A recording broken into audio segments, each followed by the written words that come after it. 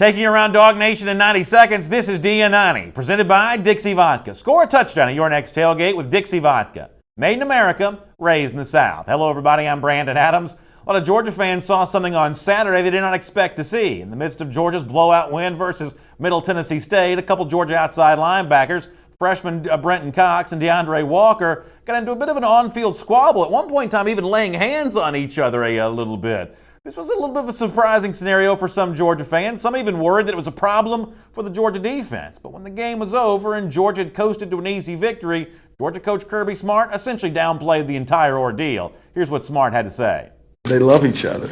And sometimes when you're playing football, you have spats. So sometimes when you care about somebody so much and you want them to do something right, you encourage them to do right.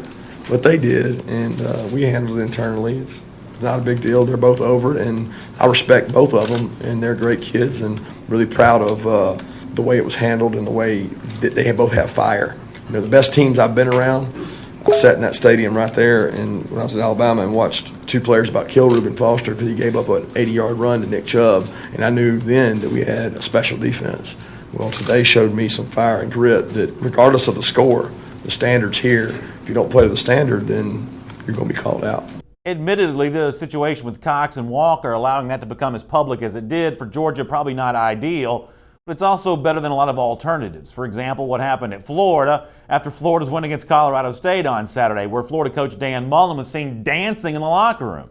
I think most Georgia fans would probably agree that two Georgia players fighting is a whole lot better than Dan Mullen dancing for a few reasons. First of all, Mullen's not a very good dancer. Second of all, it's sort of sad that it takes him such a long time to find any Florida player to dance with him. And then finally, it almost seems like Florida's celebrating way too much for a victory against, with all apologies to our good buddy Mike Bobo, a lowly Colorado State. So the competitive fire at Georgia, a whole lot better than whatever that was at Florida. DN90 is brought to you by Dixie Vodka. When I'm fixing to fix a drink, I choose Dixie Vodka, the South's best tasting vodka. But don't just take my word for it, try it for yourself. Pick up a bottle at your favorite liquor store and check out recipes at DixieVodka.com. Dixie Vodka, made in America, raised in the South. We'll see you again tomorrow for DN90.